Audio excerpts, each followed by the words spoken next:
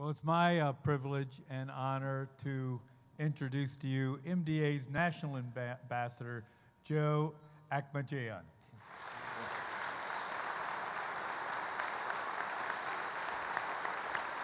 Thank you.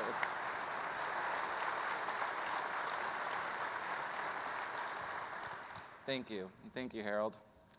Wow, it's an honor to be here before you today. Thank you for making this moment possible for me. That video gave you a look at the life that I live today, and I'm one of the lucky ones. I was born to great parents. They were thrilled to be having me after years of trying for a second child. My mom, Sylvia, who you saw in the video, always said that she could have never imagined how life would turn out for us. I was born with 10 fingers and 10 toes, and really what more could a parent want? But soon, they realized that something wasn't right. I struggled to crawl and bear weight on my legs. At 15 months old, I was diagnosed with spinal muscular atrophy. I really am one of the lucky ones. My father is an orthopedic surgeon, and as you can see, he thinks that his specialty is the funny bone. But my mom is also a registered nurse. So they understand what it means, what my diagnosis meant. No one needed to sugarcoat the facts for them, yet the doctors, of course, tried to, telling them that I would live a very strong, healthy 12 years. But everyone knew what he was really saying, and no amount of chocolate syrup, sprinkles, or whipped cream would cover up his prognosis. Still, I'm one of the lucky ones. My parents didn't need the latest GPS to figure out what the road ahead looked like. They knew that the worst thing they could do for our family was stay secluded and mope. I'm half Mexican and half Armenian, and I come from a very large, loud, flamboyant family, and so staying by ourselves and secluded isn't really how we do anything. I grew up in Fort Collins, Colorado, about 60 miles north of Denver. I used to tell people that it was an hour between the two cities, but due to these recently passed green farming laws that I'm sure everyone's heard of, we have everyone moving to our state. So if you are thinking about coming to Colorado, please don't. I had a very normal childhood, if that's even possible for anybody. But I really never knew that I was disabled, even though I needed help with everything that needed the use of my muscles, from showering to buttoning my shirt to the really important stuff that I'm sure we've all been doing, which is taking a drink of my beer. Of course, I knew I had SMA, and I knew what that meant. That meant 12 years. But I often forgot that I was different despite my wheelchair. And growing up, I really wasn't ever bullied.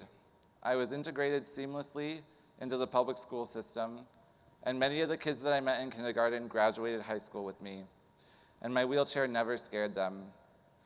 But sure, I dealt with all of the normal amounts of teasing and ridicule that any kid goes through, but I can definitely dish it out like I can take it. Or no, yeah, that's right. I said that right, everybody. Okay. But I also met my 3 best friends in kindergarten, Aaron, Jesse, and Annie, and it's been 20 years, and we're still a huge part of our lives. Our careers have taken us all over the world, and it's a really tight bond that we share, like the bond that you all have. So, like anyone, I hit every miserably awkward milestone that every teenager drudges through, and puberty was just as awful to me as it was to all of you. And since we're in Vegas, trust me, I made bad decisions whenever I could with them. Not even I was safe from 8th grade lunch detention, by the way. But yes, I have a great support system. I'm here to tell you, though, that without the IAFF and the MDA, I wouldn't be the same successful, intelligent, strong, totally charming, and utterly attractive, humble person standing in front of you today. But just kidding, everybody knows that I can't stand. I'm not fooling anyone.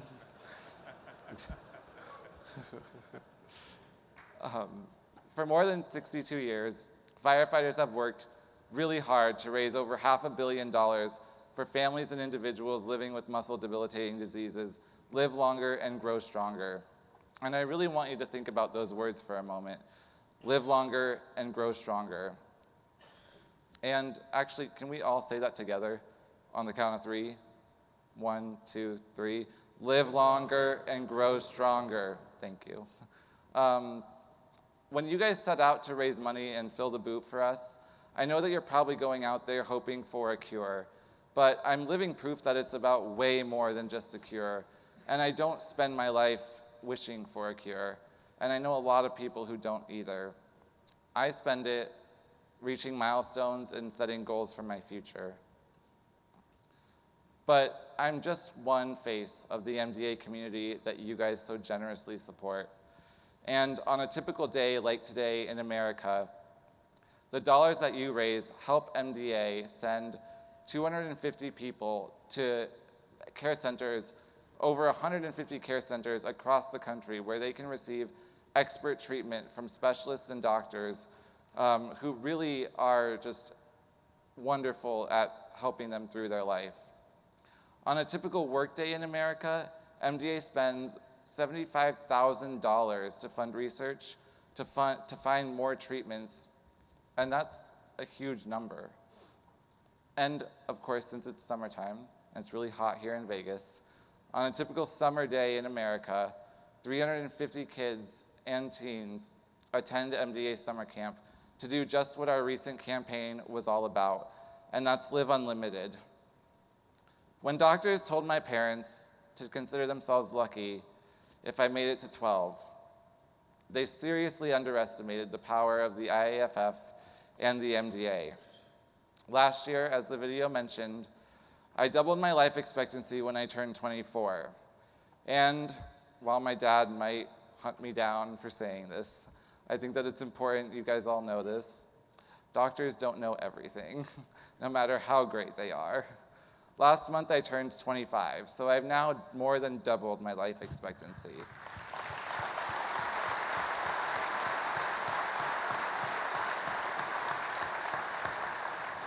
I think it's safe to say that we showed them, don't you? But I really am living proof that the research you guys have funded through the MDA is making an impact. And because of you, we know so much more about these diseases than we ever have before. And I want to tell you this, researchers are predicting that in the next 5 years, we will develop more treatments than we have in the past 50 combined. So just let that sink in for a moment, because that is amazing for me to hear and for me to be able to tell you. Growing up disabled, your life often becomes a product of how other people want you to live it. But what I love about the MDA Care Center team in Denver is that they want me to live life on my terms. And to say that they've become part of my family is an understatement. Being able to rely on a team of experts to guide me is instrumental in preserving my quality of life. That team is quite literally my backbone. You may also have heard that MDA sends kids to summer camps. Well, I guess I told you that too, but I'm sure you guys know that. I didn't go to summer camp until I was 9, and as you know now, I didn't really feel disabled, so it was really scary. I didn't feel like camp was for me, but I was really terrified of leaving my mom for a week and being cared for by a stranger. Until then, she was my only caregiver. She finally put her foot down and told me that I had to go and made me go. Upon arriving, I cried, and I knew that it would be awful. I was determined to hate every minute of it and prove to her that I couldn't go back. But I mean, I know that you guys would never think that I'd be so ornery. But I was. Later, when she picked me up and we started to drive home, I cried again, but this time it was for very different reasons. I cried because I didn't want to leave, and I had made so many incredible connections with so many people that I still talk to today. And I learned major life lessons at summer camp that have helped me develop into the adult that I am. The most important being that my mom wasn't the only person who could help me and take care of me. I began to imagine a future for myself that was self-directed, and that really excited me. I'm sure all of you can relate being teenagers and wanting to move out of your parents' home, and that's exactly how I felt too. Every year at summer camp, brought me closer to that dream of living independently and having a life of my own. I also learned that when firefighters offer to help you prank other campers, you should always accept, and I did. Living with sisters in Colorado, I definitely knew how to start trouble and blame it on someone else, but your Colorado brothers and sisters really helped me to develop my skills in that arena. One time I was giving a tour to visiting firefighters at summer camp, and I told them that there was a rivalry going on with one of the cabins and my cabin, and some of the guys that were there offered to, well, they asked me if I wanted them to help me execute some revenge, and I was just kind of like, yeah, duh, why wouldn't I? And so they asked me what I wanted them to do, and I said, I think we should put all of their furniture on their roof, and they said, okay. So before our tour carried on again, and after they went Ocean's 11 on my behalf, they put all of the cabin's furniture on their roof, and then we just left. And I was like, you're welcome, bye. But as you can see, the support that you provide MDA really does allow me to live a limitless life. And in 2003, I graduated from Colorado State University, and I have a career that I love.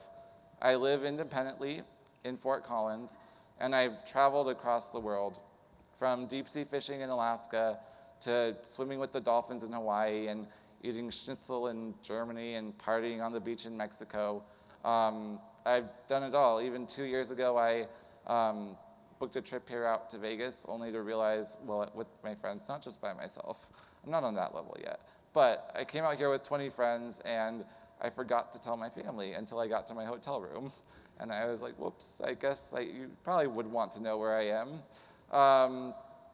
But, you know, I don't know, maybe they should be a little bit more worried that I'm here with 2,000 firemen this time. That's what I think. But MDA wouldn't be able to help as many people as they are able to without you guys. And I'm blown away by the generosity and commitment and loyalty of the IAFF. And I'm grateful to you, President Shapeberger, and all of you for always answering the call. This year, MDA embarked on a revitalized mission to do more. And part of that mission is doing more for young adults like me who are navigating college, social scenes, and career life. These aren't just children's diseases anymore, and Jerry's kids are growing up, and you all have worked hard to make that happen. And I'm so proud to be named MDA's first National Goodwill Ambassador who is an adult. And MDA has vowed to show the world that the sky is the limit, and with you, we know that it is. So, thank you.